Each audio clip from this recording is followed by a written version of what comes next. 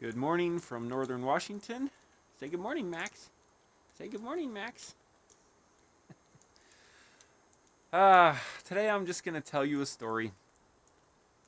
I would like to address the issue of once saved, always saved. The arguments go on and on and on. Right, Max? This is the story of my dad, my biological father. And I know when I say this, people are going to say I'm deceived and blah, blah, blah. I know the way people think. That's fine. I'm just going to tell the story because I actually believe in a God who loves people and cares about people and really understands human nature.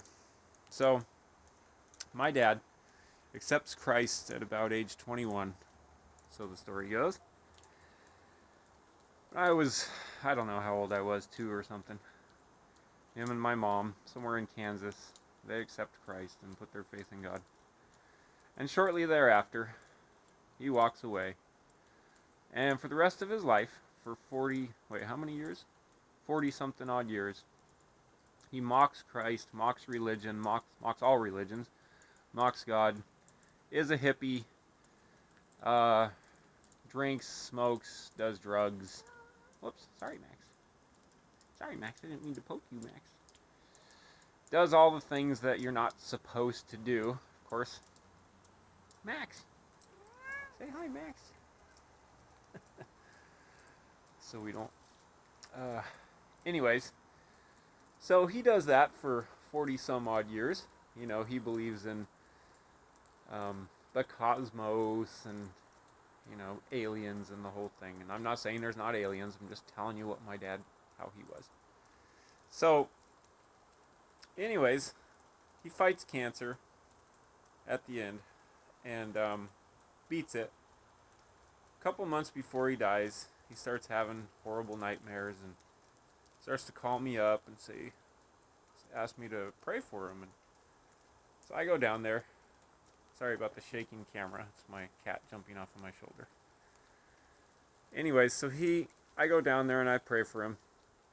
I don't know what to do. This is in 2009, I'm just a bonehead. Just trying to follow God.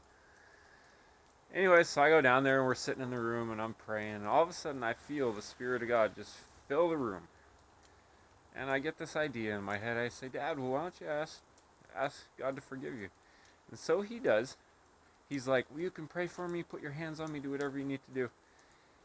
And I didn't. I just said, God, I don't know what to do. And so he goes, this was his prayer. This is how deep and theological his prayer was. Please forgive me. Like that.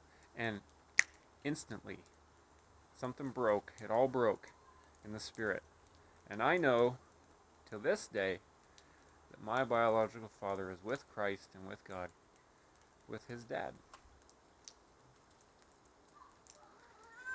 You may say that God is such a jerk that he quits on his kids. I do not agree. Would you ever quit on your kids? Regardless of what they do? The love of God is unconditional, people. God never, ever, ever quits on his kids. And that's true love.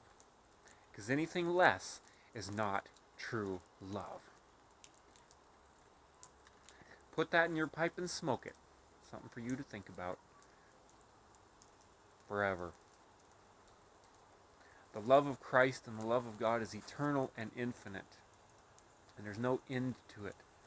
And it's all our silly human understanding that wants to put limits on it and conditions and blah, blah, blah. There you go. Something for you to think about today. May the Lord Jesus bless you and show you his love today.